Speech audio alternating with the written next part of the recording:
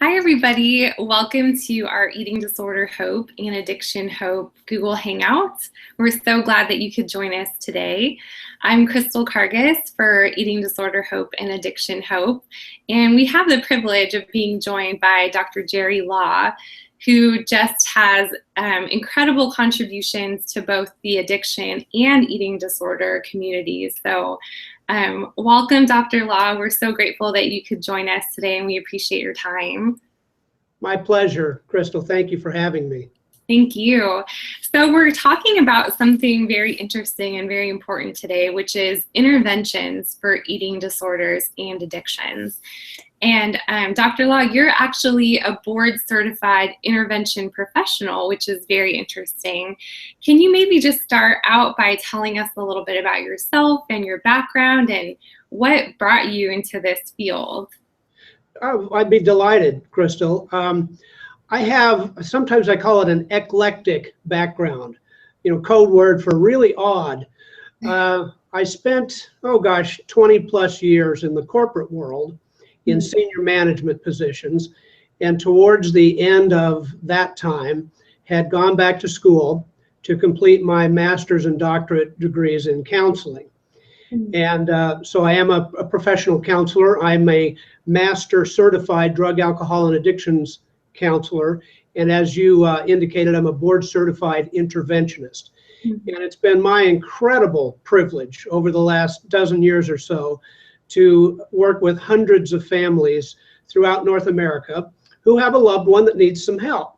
And they're either in denial about that need or just unwilling to do anything about it. And through this process based on love, care, and concern, it's all about presenting the truth to that individual and giving them the opportunity to reach out and accept the help that they need, whether they're struggling with chemical dependency or an eating disorder, compulsive gambling, compulsive sexual behaviors, any kind of a disordered behavior that really leads to the need for intensive help. Thank you for sharing. That's just wonderful, because as I'm sure you know, that so many people who are struggling with either eating disorders or addictive diseases, I think the hardest step is just accepting what they're dealing with and asking for help. So it's amazing that people like you exist and are able to help families with interventions like that. Well, it's hard for me to imagine doing anything else at this point in my life. It's rewarding. I consider it a calling, and it's just a great thing to do. Absolutely. Well, thank you so much for sharing that. And that kind of leads me to my next question. The eating disorder and addiction communities are, they're very mentally intensive, I guess, if you could say that, that they're very complex psychiatric illnesses that deal with very different factors. So what keeps you in this field, day after day? I mean, you touched on it a little bit, but what's your inspiration? What keeps you going? It's simple, Crystal. I'm in recovery, and it's part of my own recovery, which is giving back and helping people. There's nothing quite as rewarding as that moment when a person says, yes, I'll accept the help that is needed, and now we can get them into some kind of a treatment program. But my work at that point is just beginning, because now I have the privilege of continuing to work with the family while their loved one is in treatment and get them into their own type of recovery, whether it's from codependency or whatever else has been going on, through a lot of education and encouraging them to become active in an actual recovery program for themselves, because the whole family is impacted by these diseases, not just the individual. Exactly. It's such a good point. And just kind of delving into the whole topic of interventions, oftentimes I think it is family members and friends that are aware that something is just not right with their loved one. So how would they know if their loved one is appropriate for an intervention? What are some things that you kind of recommend or look for? Yeah, that's a fabulous question, Crystal. When people initially reach out to me, if they're in an area where I can meet with them personally, I do, or otherwise we do a webinar. And part of, or a large part of that initial meeting is an assessment. Is an intervention clinically appropriate given the situation that you're feeling? I certainly have had some situations where people have reached out to me, and frankly, what they're wanting me to do is ambush their loved one and drag them off somewhere. I don't do that. That's called kidnapping.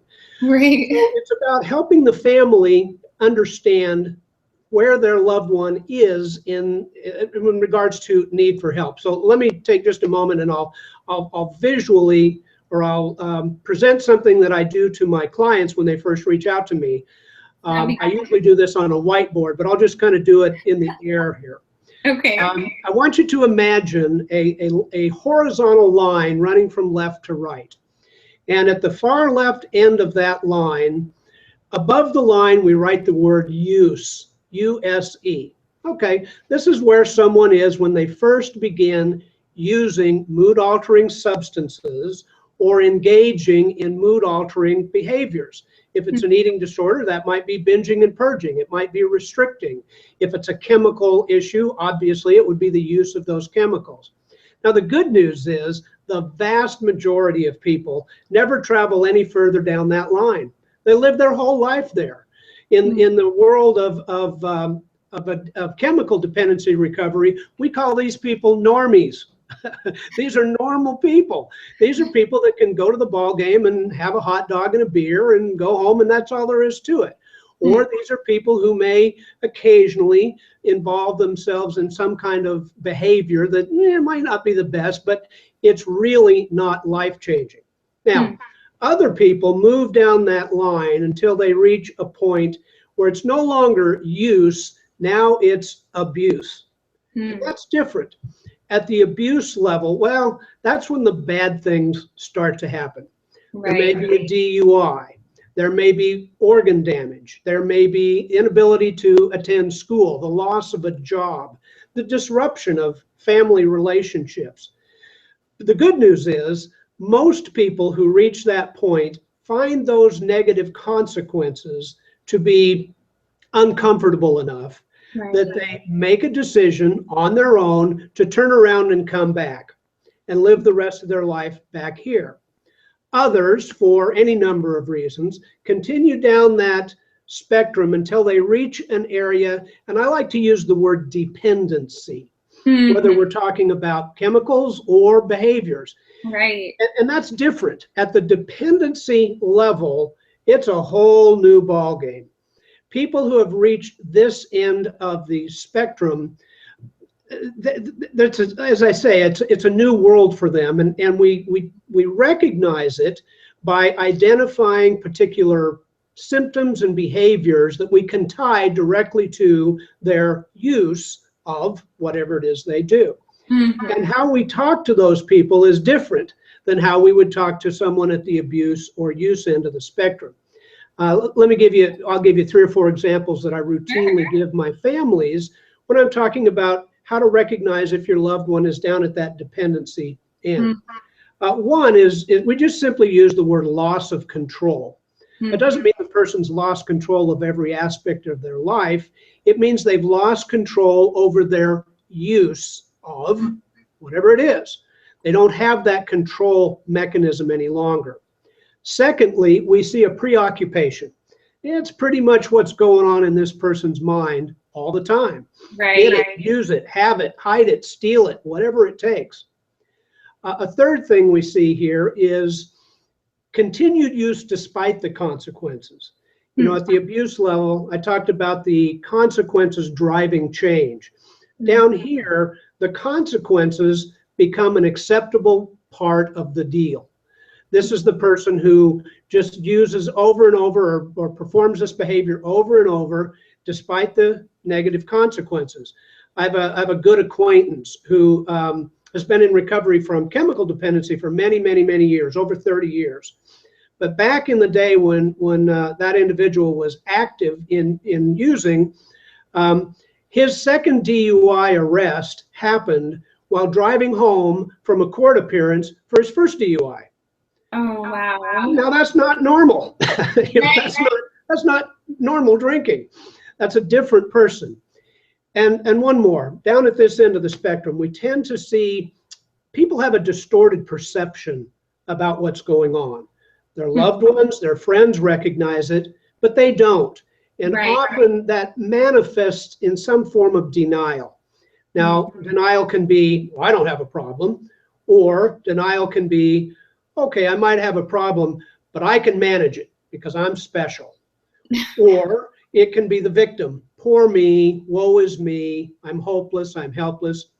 So there's a list of symptoms and behaviors that we look for that help us identify where a person is on that spectrum. Because when they're down here at this end, you have a very different person on your hands, and how you approach them needs to take into consideration where they are on that spectrum. So long answer to a short question. No, that was a fantastic answer. Thank you for that explanation.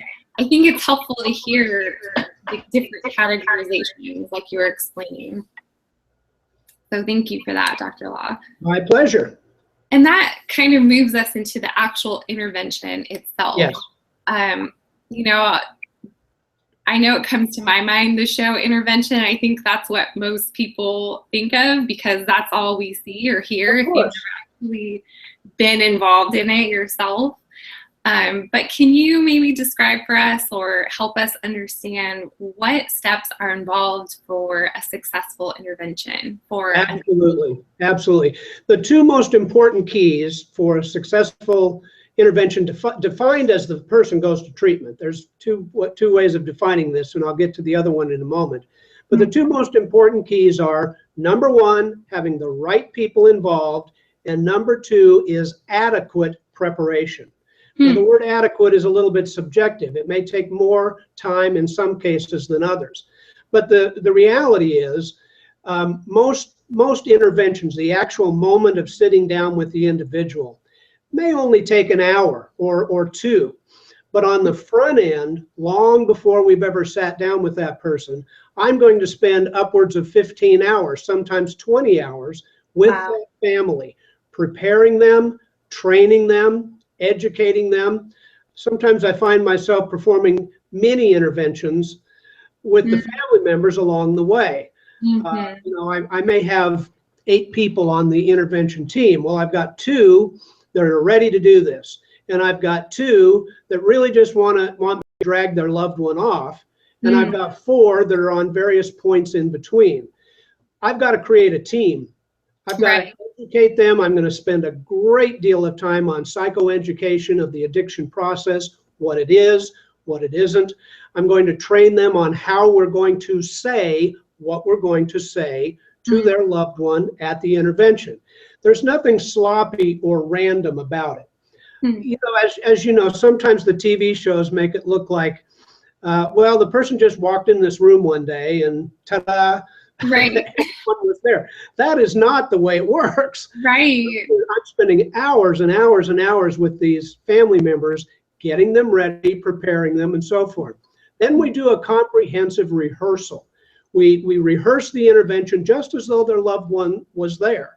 And I have everyone read the script that they have created, which I train them based on a very rigid outline on how those letters should be written. I listen to what they have to say. Occasionally I coach them on changing a word here or there, or adding some things that need to be added. We rehearse overcoming objections. If the individual says no, I'm going to ask a very important 2-word question, which is, why not? Well, we want to know in advance as many of those why nots as we can, so that we can determine the best way to overcome objections, not argue. We don't ever argue. This is about choices and consequences. And the individual gets to make a choice. They can choose to accept the help that's being offered, which comes with wonderful consequences, or they can choose to continue in the mess and in that dysfunction, but that has consequences too. The rest of the family is making choices. They're not going to enable any longer. They're not going to ignore any longer. They're not going to walk around the issue, nor are they going to be manipulated by their loved one any longer. So whether the person goes to treatment or not, it's a change for the family system. And that's the second definition of a successful intervention. If I've done my job right, I will have given this family a whole new set of tools for working with and dealing with this issue, regardless of their loved one's choice. So it's a lot of planning and preparation. Okay. Yeah, that definitely makes sense. And I think, like you said, it's not something that we see, that all that behind the scenes work, which is so important to making it successful. Well, no one would watch 12 hours of preparation. Yeah, exactly. They just want to show, you know, the main highlight, but that's all the important work that you're discussing. Exactly. And I kind of have a question to piggyback off of that. How do you know which family members to involve? You said you've had up to 8, and I'm sure you've had more, but how many family members should be involved in an intervention? Is it usually just intermediate family, or how do you kind of assess and determine that? Again, a fabulous question. When I first meet with people, I tell them this is the criteria. We are looking for people that your loved one either, not all of these, but any of these, either loves or respects or admires or wouldn't want to disappoint. Now, certainly that pool of individuals is immediate family, but it reaches beyond that. Friends, neighbors, coaches, teachers, people from a person's past. I've seen a number of situations where the loved one is so used to manipulating the family that they just continue to do so. But we bring in a friend, a neighbor, a coach, someone from church, whatever, and it changes the dynamic because the family member knows they can't manipulate them, or the loved one knows. And quite often, when that person says, will you go? I want you to.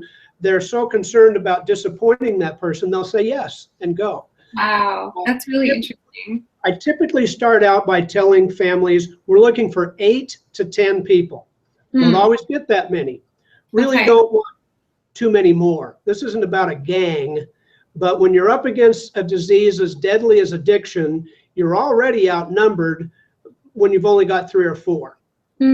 That's really interesting. And you did mention that you're giving the person a choice. Ultimately, it's their choice and what they want to decide. So what does happen in a scenario where someone chooses not to go to treatment despite the significant intervention that has been attempted? Yeah. Well, the good news is over 80% of the cases, the individual goes to treatment that day. Wow. But there are some who don't, and I'll give you a recent example. I did an intervention for a family, and the loved one was a woman who said, no, I'm not going anywhere. And so we overcame the objections that she had, and she still decided she wasn't going to go. So basically it was, okay, there's the door. See you later. Aww. And she walked out the door. Now, for an additional 3 weeks, she was on a daily basis calling her family and trying to negotiate an easier, softer way, trying to negotiate something under her terms. And so I had prepared the family for that and coached them and said, now, when she calls you, before you respond, call me. And I'm going to coach you through those moments, because the message we must send to your loved one is, going forward, number 1, we love you. And number 2, the only thing we can and will support is recovery. And in this case, this is what we will support. It was going into a residential treatment program. It took 3 weeks. Wow. But finally, this individual went to treatment and has successfully completed treatment and is doing well.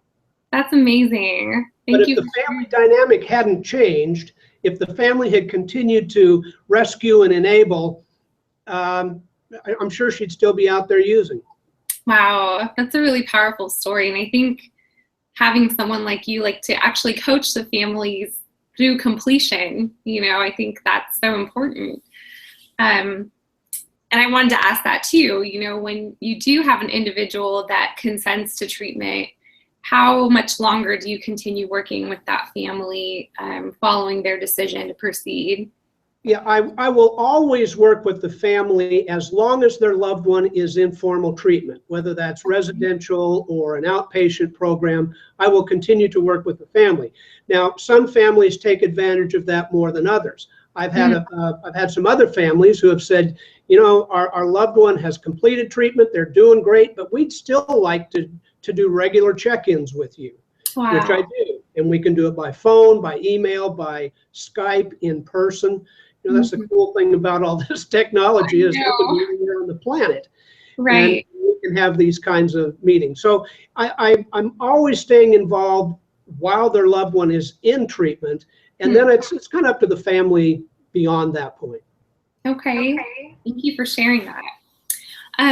And how, let's say we have if some of our viewers who are watching this are concerned about a loved one and just really on the fence about what to do and are possibly considering intervention, do you have any encouragement for these families? You know, I think the hard thing about these diseases is that they're very delicate issues. They're hard to approach, and the sufferer is usually in denial, but I think sometimes families are in denial too, because it's really hard to accept that your loved one is sick and going through this. So any encouragement there? Absolutely. Quite frankly, often the family is more difficult than the loved one. Because one of those, you know, the loved one is an individual, and that person and I connect right away. Right. But all these family members who are on different pages. You know, what's most important is recognizing this is a disease. This is not about your loved one being bad or wrong or immoral or evil or wicked. Now, they may be doing all kinds of immoral or wicked behaviors. Right. But that's not what this is about. At its core, these diseases are neurological. You know, we embrace the biopsychosocial spiritual definition of these diseases, and it's got all of these components. And so it's important to recognize that if you've got a loved one who is in this at that end of the spectrum again, get some help.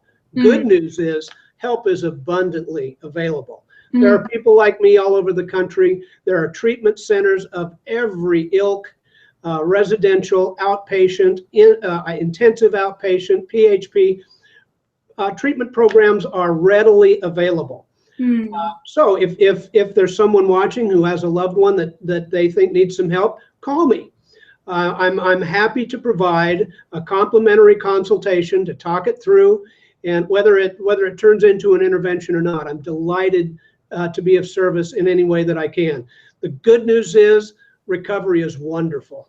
Yeah, I've never, ever enjoyed life as much as I do in recovery.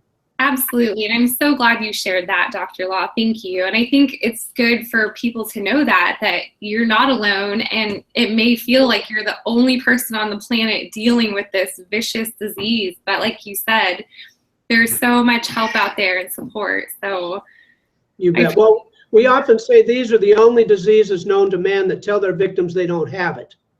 But they also tell the family members, well, your loved one can't have that. Your loved one can't have an eating disorder. I mean, they eat all the time. Or your loved one can't have an addiction. My gosh, they get up and go to work every day. It's not the point. There's so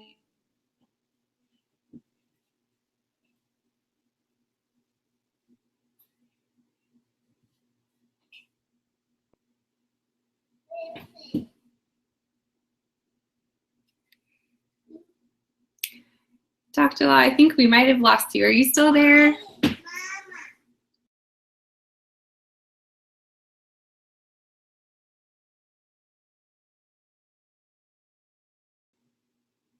Dr. Law, are you still there with us?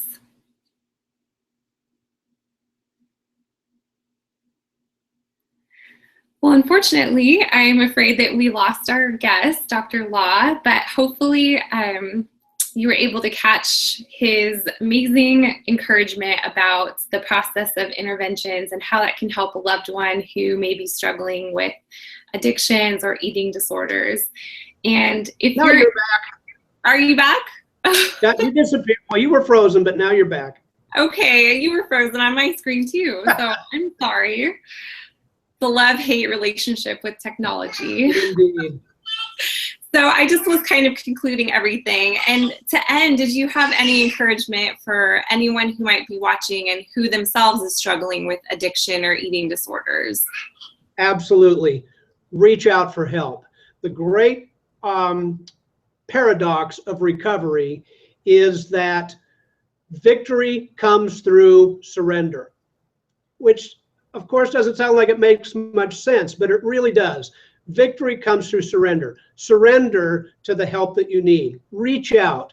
Find someone who's been through what you're going through, whether that's in a 12-step program, whether that's a treatment program, a counselor. Reach out and know that help is abundantly available. Thank you so much, Dr. Law. Fantastic encouragement. And again, it was just such a privilege to have you with us for our Google Hangout today on interventions for addictions and eating disorders. So thank you again. My pleasure. Thank you, Crystal, for having me. Of course. And then can you briefly mention where we could find out more information about you? I know you mentioned that your website is www.interventionaz.com, but anywhere else that we might be able to find you? Well, sure. Our primary website, as you just mentioned, is interventionaz.com. You can also do a Google search of my name, and I'm going to pop up on multiple sites and locations. Or feel free to call me. A toll-free number is 866-491-1554. Be delighted to talk to anyone. Wonderful. Thank you so much again. We appreciate your expertise, and thank you for the wonderful contributions that you're making in our community. It's really inspiring to see that. Thank you, and thank you for all that you do, Crystal. You're important. Thank you. Thank you so much. And for our viewers, we would also encourage you to check out our websites at www.eatingdisorderhope.com and also addictionhope.com for plenty of resources. We also have our upcoming Google Hangouts and Twitter chats listed as well. So we'll hope you'll continue to join us. Thank you again. And Dr. Law, thank you so much. Have a great night. Thank you. Bye-bye.